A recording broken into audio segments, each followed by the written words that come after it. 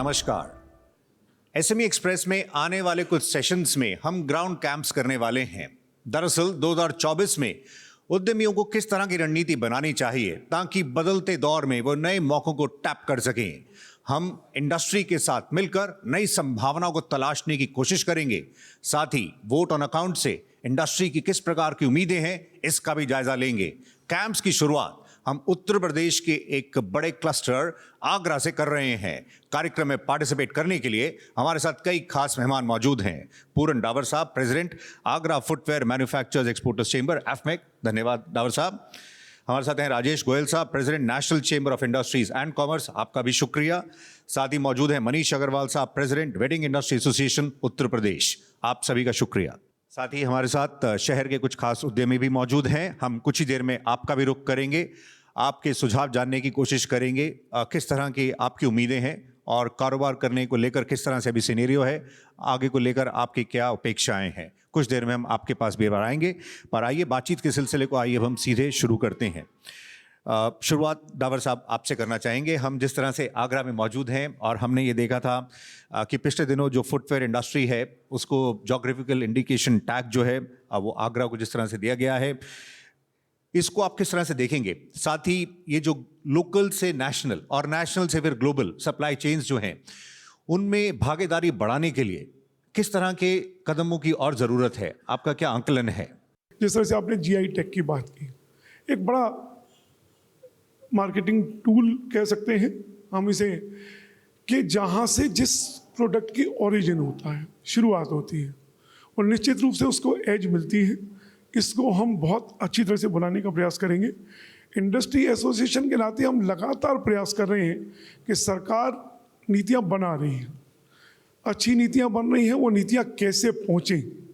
सरकार से जितनी अपेक्षाएं हैं वो इंडस्ट्री, चूँकि हम ये मानते हैं कि उद्यम को उद्यमी ही बना सकते हैं, सरकार सिर्फ फैसिलिटेट कर सकती है। कहीं ना कहीं सरकार फैसिलिटेट कर रही है और वो नीतियाँ धरातल पर कैसे आएँ और लोगों तक कैसे पहुँचे, इसके प्रयास हम लोगों ने 3 दिन का एक सिम्पोजियम पिछले करीब 5 महीने पहले किया कि जब तक कोई भी देश अगर किसी ने उन्नति करनी है तो उसमें निर्यात का बड़ा रोल है।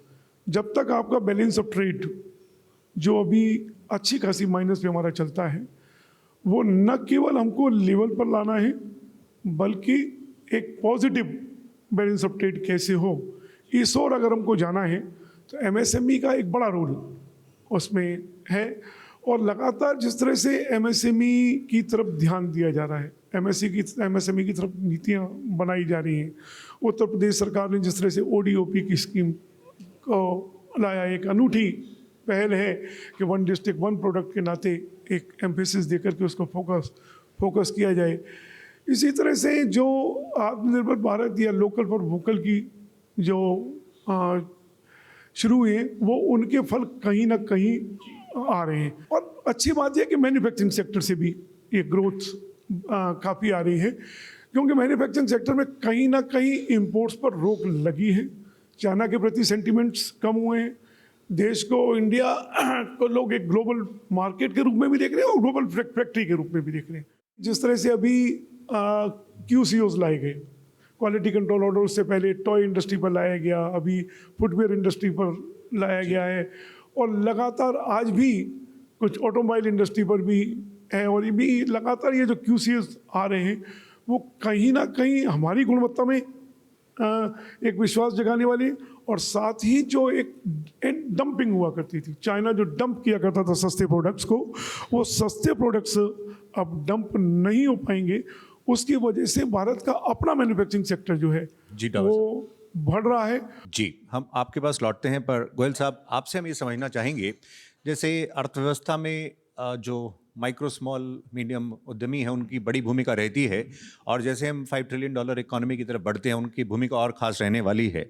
आप ये बताइए, जो अभी मौजूदा सिनेरियो है इसमें जो वर्किंग कैपिटल को लेकर जो ज़रूरतें हैं उद्यमियों की, उसको लेकर आपका क्या असेसमेंट है, आपको उसको लेकर क्या फीडबैक मिल रहा है।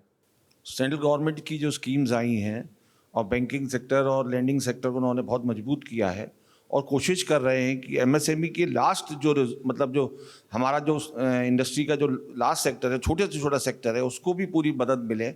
चाहे वो कोरोना काल से हम देख रहे हैं कि उन्होंने पूरी मदद दी है, वर्किंग लिमिट्स बढ़ाई हैं और इंटरेस्ट रेट्स भी कम की हैं।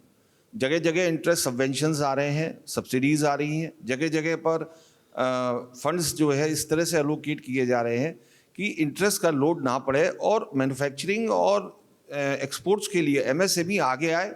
सब जगह एमएसएमई की परसेंटेज उन्होंने फिक्स कर दी है, मिनिमम इतना हमें एमएसएमई से चाहिएगा, और उसी हिसाब से जो है बैंकिंग को भी उन्होंने इंस्ट्रक्शंस दिए हैं।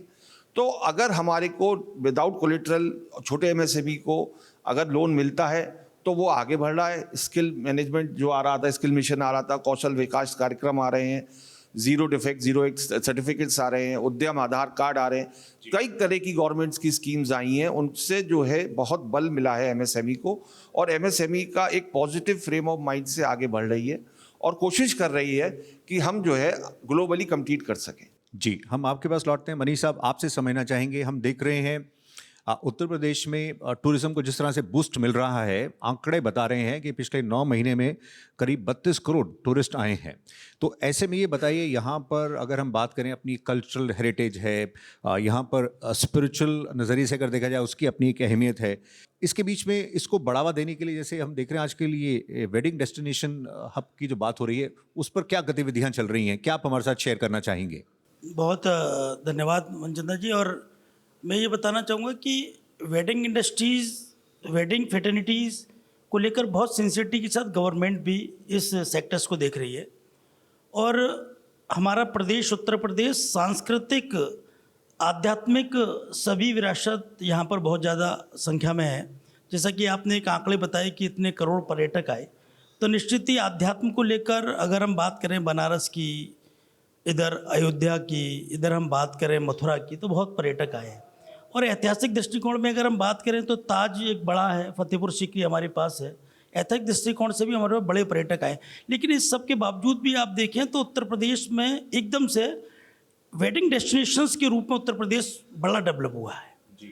पर्यटक को आने का बहाना चाहिए, और इतनी खूबसूरती से पूरा उत्तर प्रदेश सज रहा है, संवर रहा है। मुझे लगता है कि राजस्थान जिस तरीके से बहुत बड़े स्केल्स में वेडिंग्स को ऑपरेट करता था, डेस्टिनेशन वेडिंग को ऑपरेट करता था, आगरा, पूरा यूपी इसको ऑपरेट करने जा रहा है बहुत बड़ी तैयारियों के साथ। ये जिस तरह से अभी हमने देखा, पिछले दिनों एक वेडिंग कॉन्क्लेव भी हुआ था, ये क्या रणनीति बनाई जा रही है? जैसे आपके यहाँ पे हम देख रहे हैं, ये पुराने जो फोर्ट्स हैं, हवेलीज जो हैं, उनको आइडेंटिफाई किया गया है। ये किस तरह का रोड मैप रहने वाला है? हमने ना अभी हाल में ये यूपी का पहला वेडिंग कॉन्क्लेव किया था। इस कॉन्क्लेव के माध्यम से उत्तर प्रदेश सरकार से हमने ये आग्रह किया था कि उत्तर प्रदेश को पहला पूरे भारतवर्ष का वेडिंग डेस्टिनेशन स्टेट के रूप में घोषित करे। उसमें हम चाहते थे कि सरकार अपनी ब्रांडिंग्स में उत्तर प्रदेश को वेडिंग डेस्टिनेशन के रूप में दिखाए। अभी हाल में ही सरकार जब किसी चीज़ की मंशा या किसी चीज़ का मन धारण कर लेती है तो निश्चित ही सफलता मिलती है। जी, अभी इन्वेस्टर समिट उसका साक्षात उदाहरण है। सरकार ने बहुत मनोयोग के साथ इन्वेस्टर समिट की और तमाम निवेशकों को उत्तर प्रदेश में प्रवेश भी मिला। इसी तरीके से हम सरकार से ये अपेक्षा करते हैं कि सरकार उत्तर प्रदेश को वेडिंग स्टेट के रूप में घोषित करे, और उसकी घोषणा के साथ जो हमारे प्रमुख स्थल हैं जहाँ पर हम होटल की दृष्टि से बड़े समृद्ध हैं, अगर हम बनारस की बात करें, हम आगरा की बात करें, हम एनसीआर में नोएडा गाजियाबाद की बात करें, इलाहाबाद की बात करें, हमारे पास बहुत सारे ऐसे डेस्टिनेशंस हैं जहाँ पर हम होटल्स के दृष्टिकोण से बहुत समृद्ध हैं। आपसे इसी में कुछ वेडिंग- हम वेडिंग में आपसे उसी बात को थोड़ा आगे डावर साहब ये भी समझना चाहेंगे। हम ये देख रहे हैं जिस तरह से टूरिज्म बूस्ट मिल रहा है, ये वेडिंग डेस्टिनेशन हब की बात हो रही है, साथ ही साथ ये हमने देखा है जो आगरा सिविल एयरपोर्ट पर जो डेवलपमेंट्स हैं उस प्रोजेक्ट को लेकर, उस पर आप बता सकें उसके टूरिज्म के साथ साथ ये लोकल इंडस्ट्री के लिए भी क्या मायने हैं? तो आगरा की कनेक्टिविटी मुझे लगता है कि बेस्ट कनेक्टिविटीज़ हैं। आप लखनऊ से 3 घंटे में आ सकते हैं, बुंदेलखंड से 3 घंटे में आ सकते हैं, हरियाणा के कुंडली से केएमपी के वाया 3 से 3.5 से 4 घंटे में पहुंच सकते हैं। नोएडा दिल्ली से 2 से 2.5 घंटे की दूरी रह गई है। और जिस तरह से इंफ्रास्ट्रक्चर लगातार बढ़ रहा है, रोड इंफ्रास्ट्रक्चर बढ़ रहा है, मुझे लगता है कि कनेक्टिविटी का अब कहीं वो रहा नहीं है। और आगरा बेस्ट कनेक्टेड है रोड से, आगरा बेस्ट कनेक्टेड है रेल से, और आगरा में मैं एक यानी जो एयरपोर्ट जो पहले एक छोटे स्तर पर एयरपोर्ट बन रहा था, अब वो जो एयरपोर्ट है एक 580 करोड़ से अपने, जिसमें 9 बोइंग खड़े हो सकेंगे, एरो ब्रिज भी बन रहे हैं और 9 बोइंग खड़े होने का भी है अपना, साथ में एयरपोर्ट्स के साथ में कनेक्टेड रनवे भी बनाया जा रहा है। तो आने वाले 2-3 साल के अंदर ये एयरपोर्ट तैयार हो जाएगा और साथ ही जेवर भी आगरा के लिए एक बूंद सिद्ध होने वाला है, क्योंकि जेवर की दूरी भी आगरा से 1.5 घंटे से मात्र 1.5 घंटे की दूरी है जेवर की भी। जेवर भी बूंद बनने वाला है। के हिसाब से टूरिज्म के साथ साथ टूरिज्म इसको के हिसाब- इंडस्ट्री, लोकल इंडस्ट्री के लिए भी एक कई लेकिन संभावनाएं खुलेगा। निश्चित रूप से टूरिज्म के साथ में लोकल इंडस्ट्रीज के लिए एक बहुत बड़ी संभावना है, जहां अगर आपकी कनेक्टिविटी बेहतर है और आप वर्ल्ड के किसी भी कोने से कनेक्टेड हैं, इंडिया के किसी भी कोने से आप 3 से 4 घंटे या 5 घंटे में बाई एयर पहुंच सकते हैं, या आसपास के जितने बड़े ज़िले हैं जहाँ ट्रेकिंग होती है उससे 2-2.5 घंटे में आप जुड़ जाते हैं, तो उससे बड़ा कहीं मेरे ख्याल से पॉजिटिव एटमॉस्फेयर हो नहीं सकता। आगरा तेज़ी से बढ़ रहा है।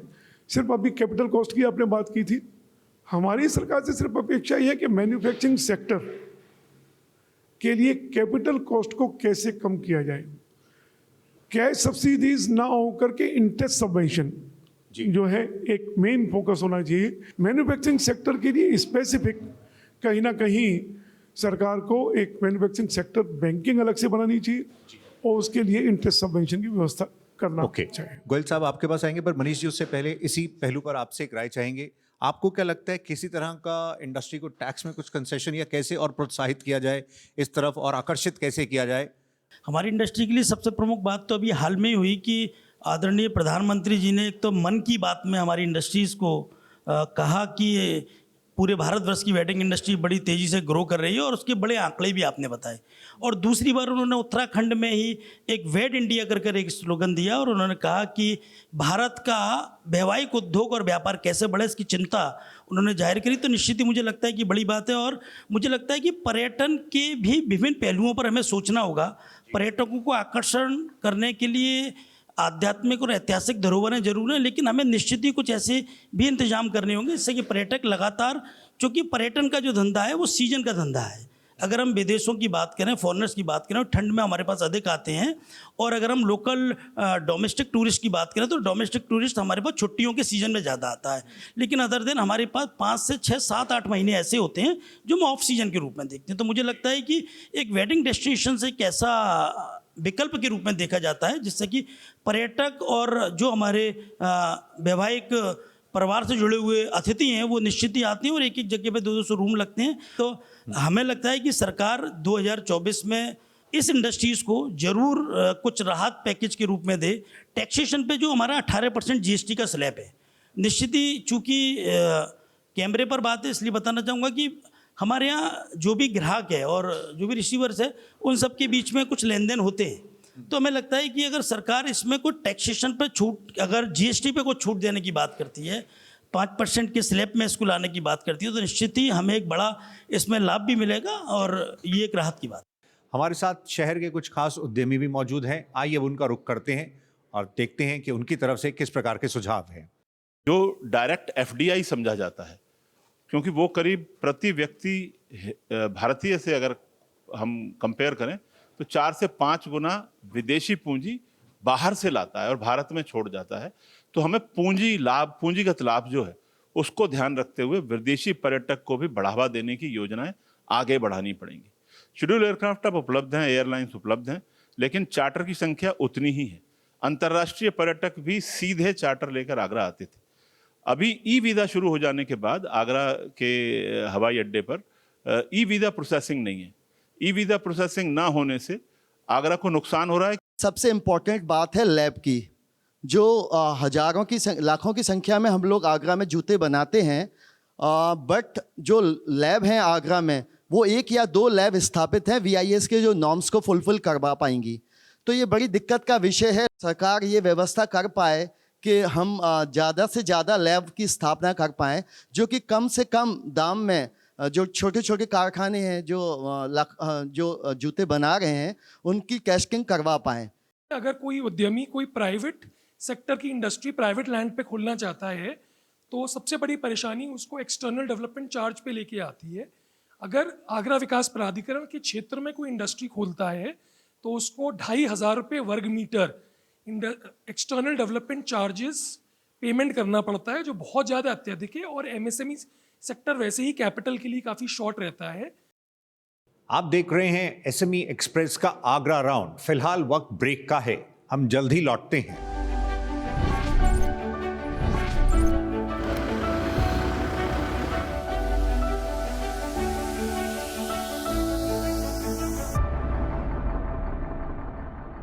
आप देख रहे हैं एसएमई एक्सप्रेस, हम मौजूद हैं आगरा में। आइए बातचीत को आगे बढ़ाते हैं।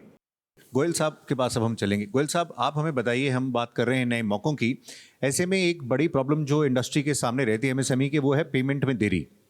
इसको लेकर कई तरह के प्रयास किए गए हैं, कई फैसिलिटेशन काउंसिल्स भी सेटअप हैं स्टेट्स में, लेकिन ज़मीन पर क्या हकीकत है, किस तरह की इसमें प्रॉब्लम्स हैं, आपका क्या इसको लेकर मानना है और क्या सुझाव है? ने एमएसएमई फेलिसिटेशन काउंसिल बनाया हुआ है और बड़ी बड़ी एसोसिएशंस के लोग उसमें हैं, और जो केस हमारे नेशनल चैम्बर या अन्य संस्थाओं पर आते हैं, वहाँ जॉइंट कमिश्नर इंडस्ट्रीज़ और डीआईसी के जो लोग हैं वो इसको टेक ओवर करते हैं और जो कंसर्न पार्टीज़ हैं उनको इंटीमेट करते हैं, नोटिस दिया जाता है। कुछ रियलाइजेशंस भी हुए हैं, मेरे को अभी मैंने जानकारी ली थी 90 केसेस में रियलाइजेशंस हुए हैं आगरा में, और कई पेंडिंग भी पड़े हुए हैं। देखिए, जो लोग हिम्मत करके आगे बढ़ रहे हैं और जिनको अपना रियलाइजेशन में दिक्कत आ रही थी, जिन्होंने इनिशिएटिव लिया है, उनके केसेस सॉल्व आउट भी हुए हैं। और सरकार की एक अच्छी पहल है, क्योंकि एमएसएमई पे इतना फंड नहीं होता कि वो कहीं उसका रह जाए तो वहाँ से वो फिर उसका जो है कैश लिक्विडिटी में शॉर्टफॉल आ जाता है। तो अगर उसका रियलाइजेशन बराबर आता रहेगा, उसको एक विश्वास बनेगा, उसको लगेगा कि गवर्नमेंट उसे सपोर्ट कर रही है और उसका जो है रियलाइजेशन आएगा ही आएगा, उसका फंड डूबेगा नहीं, तो वो आगे बढ़ता रहेगा और वो डेवलप करता रहेगा। डावर साहब, आप कोई सुझाव इस फ्रंट पर देना चाहेंगे ताकि उद्यमी की जो साइकिल है वो चलती रहे और आगे बढ़ सकें? देखिए, हर इंडस्ट्री की, विशेष तौर पर एमएसएमई की, और हम ये भी देखते हैं पेमेंट में देरी में बड़े कॉर्पोरेट्स के साथ सरकारी विभाग भी उसमें शामिल हैं। एमएसएमई की बैकबोन है कैपिटल, और अगर वो कहीं रुकती है तो आगे ग्रो नहीं कर पाता। सरकार की बहुत अच्छी मंशा है और ये एक out of the box thinking थी कि सरकार ने नीति बनाई कि 45 डेज में एमएसएमई को पेमेंट करना पड़ेगा। ये कॉरपोरेट इंडस्ट्री तो कर रही है, अभी अनऑर्गेनाइज्ड इंडस्ट्री नहीं कर रही है। और इसमें मैं मानता हूँ कि अगर सबसे बड़ा डिफॉल्ट अगर कहीं है तो सरकार के अपने स्तर पर है। सरकारी विभाग जो हैं वो एमएसएमई को पेमेंट अभी 45 डेज में नहीं कर रहे हैं। सरकार को कहाँ तक ये धरातल पर ये स्कीम पहुँची, अगर सरकार को देखना है तो अपने ही डिपार्टमेंट से देखना चाहिए कि सरकार के अपने पेमेंट एमएसएमईज़ को 45 डेज में जो होने चाहिए हो रहे हैं कि नहीं हो रहे हैं। तो अब हम फाइनल कमेंट्स की तरफ बढ़ते हैं। मनीष जी, शुरुआत आपसे करते हैं। जैसे हम बात कर रहे थे टूरिज्म की, टूरिज्म के साथ हमने संभावनाएं देखी वेडिंग डेस्टिनेशन की। हम आपसे ये भी समझना चाहेंगे, जब टूरिस्ट आता है तो लोकल हैंडीक्राफ्ट्स की भी अपनी डिमांड होती है, तो ये जो ODOP है, वन डिस्ट्रिक्ट वन प्रोडक्ट, उसको भी टूरिज्म के साथ इंटीग्रेट करके कैसे नए मौके खुल सकते हैं, उस पर और क्या काम हो रहा है, अगर आप उस पहलू पर भी बता सकें। उत्तर प्रदेश सरकार की जो एक जिला एक उत्पाद की योजना है, वो निश्चित ही बड़ी अच्छी योजना है। और आगरा में जूता और हैंडीक्राफ्ट मतलब स्टोन क्राफ्ट को ODOP प्रोडक्ट में रखा गया। और मुझे लगता है कि अगर जहाँ भी पर्यटन स्थल हैं, जहाँ पर पर्यटकों का ज़्यादा मूवमेंट है, उस पर अगर सरकार के प्रयासों से उसके कोई शोरूम की, एम्पोरियम की स्थापना अगर वहाँ पर की जाए और एक ऐसा सेंटर्स के रूप में वहाँ पर डेवलप किया जाए कि वहाँ पे स्थानीय जो इसमें निर्माता हैं उनको कोई स्थान वहाँ पर दिया जाए जहाँ से कि आने वाला पर्यटक उस ज़िले की उस वस्तुओं को देख सके और देखने के साथ वो परचेज भी कर सके। तो निश्चित ही मुझे लगता है कि पर्यटक उस दृष्टि से जो आता है, जो पर्यटक जिस दृष्टि से आता है वहाँ पर स्थल को देखने के लिए आता है, लेकिन वहाँ के उद्योगों को भी देखेगा, उसका भी एक आकर्षण अपना होगा। जी, आप बता सकें, हम देख रहे हैं जब नए मौक़ों की बात कर रहे हैं तो ई-कॉमर्स कई नई संभावनाएं खोल रहा है। इसके माध्यम से चाहे नेशनल का हो या एक्सपोर्ट बाज़ार में जो अपॉर्चुनिटीज़ खुल रही हैं, उसको आप MSMEs के नज़रिए से किस तरह से देख रहे हैं और उसमें उद्यमियों को कैसे हैंड होल्डिंग, कैसे सपोर्ट की ज़रूरत है? MSMEs को बहुत ज़रूरत है इस समय ई-कॉमर्स और ई-एक्सपोर्ट्स की, क्योंकि ये उनको एक नया रास्ता खोलेगा उनके विकास के लिए आगे आए। तो जो स्टार्टअप्स हैं और जो लोग छोटे छोटे लोग हैं जो एमएसएमई है, जिनको ई कॉमर्स में जाना है, जिन पे अच्छी प्रोडक्ट्स भी हैं लेकिन वो शोकेस नहीं कर पा रहे हैं, उनको कैसे वो एक्सपोर्ट कर सके, कैसे ग्लोबली जा सके उनका प्रोडक्ट, जो अकेले सिंगल हैंडेडली काम कर रहे हैं, जिन पर अपना समय भी नहीं है या जिन पर इनको स्कीम्स की जानकारी नहीं है, उनको जानकारी हो और वो लोग अपने प्रोडक्ट्स को आगे लेके आ सकें और वो अपना पूरे इंडिया में ही नहीं बाहर भी भेज सकें। जी डावर साहब, एक आपसे आखिरी कमेंट लेंगे, आप इस पे कुछ ऐड करना चाहेंगे? सरकार से बार बार हम एक ही हैं कि मैन्युफैक्चरिंग सेक्टर में कैपिटल कॉस्ट कम कैसे हो और मैन्युफैक्चरिंग सेक्टर में जो लोग लगे हुए हैं उनकी सोशल सिक्योरिटी कैसे बने। लोग बहुत बड़ा मात्रा में टैक्स देते हैं, इंडस्ट्रियल सेक्टर से सबसे अधिक टैक्स आता है, लेकिन उनको जब कभी वो बैड टाइम्स में जाते हैं, ग्रोथ करते करते आप स्केल अप कर रहे हैं, कहीं स्लिप हो जाते हैं, तो स्लिप हो जाने के बाद में उसके पास अपनी कोई सोशल सिक्योरिटी नहीं रहती। सरकार को ये चाहिए कि कहीं ना कहीं 65 जो हमारा ही टैक्स पेमेंट हम लोग टैक्स पे करते हैं उसका 10% हमारी सोशल सिक्योरिटी में इन्वेस्ट करे, चाहे वो लाइफ इंश्योरेंस प्लान में हो या सेफ हेल्थ प्लान में हो या हमारी पेंशन प्लान में हो, यानी कहीं ना social कहीं security पर सिक्योर्ड जोर हो। होना हमको बहुत ज़रूरी है, तभी हम स्केल अप कर पाएंगे। आइए अब जो हमारे साथ मेहमान मौजूद हैं उनका रुख करते हैं और जानने और समझने की कोशिश ये करते हैं कि उनका क्या मानना है, उनकी तरफ से क्या सुझाव हैं। हम लोग रिक्वेस्ट करेंगे गवर्नमेंट से कि जितना भी टैक्स रेट हम लोगों को जीएसटी दिया गया है that is too much for the client to pay. So हम लोग रिक्वेस्ट करेंगे कि इसको मिनिमलिस्टिक कर दिया जाए जिससे कि हम लोग ज़्यादा से ज़्यादा अमाउंट गेस्ट से ले सके and we can pay it directly to the government. आज जब ऑनलाइन स्ट्रीमिंग होती है supreme court decision, supreme court की हियरिंग की, हाई कोर्ट्स की, तो हम ऑनलाइन मीटिंग क्यों नहीं मिनिस्टर से कर सकते हैं, प्रिंसिपल सेक्रेटरी से कर सकते हैं, चीफ सेक्रेटरी से कर सकते हैं। पहला सुझाव। दूसरा सुझाव, हम लोग ईमेल भेजते हैं गवर्नमेंट को। आज ईमेल दुनिया भर के अंदर बिजनेस के लिए एक बहुत बड़ा मोड है, लेकिन हमारे कोई एक्नॉलेजमेंट ही नहीं होता ईमेल का। जीआरएस पोर्टल पर कोई इफेक्टिव सोल्यूशन नहीं है। हम लोग अपनी कंप्लेंट ऑनलाइन भेजते हैं, वो कंप्लेंट कहीं की कहीं पहुंच जाती है, फाइनली कुछ डिसीजन नहीं आता है। यूपी के लिए जो है वर्ल्ड ट्रिलियन का जो हमारा लक्ष्य है वो एमएसएमई के माध्यम से यदि इसका सरलीकरण जो है ना किया जाए तो इसको जो है सुनिश्चित जो है ना इसको पूरा जो है किया जा सकता है। तो अभी ये हमारी इनिशियल जो चर्चा रही है इसमें हमने अलग अलग पहलुओं को समझने की कोशिश की है और अभी हम अपने जो खास मेहमान हैं उनका धन्यवाद करना चाहेंगे। अभी के लिए पूरन डावर साहब प्रेसिडेंट एफमेक धन्यवाद, Rajesh Goyal ji president national chamber of industry and commerce आपका भी शुक्रिया और Manish Agarwal president wedding industry association Uttar Pradesh शुक्रिया, धन्यवाद। तो एसएमई एक्सप्रेस के आगरा राउंड से फिलहाल इतना ही। अगले सेशन में हम आपसे मुलाकात करेंगे एक और मेजर एमएसएमई सेंटर में। फिलहाल अभी के लिए इतना ही, नमस्कार।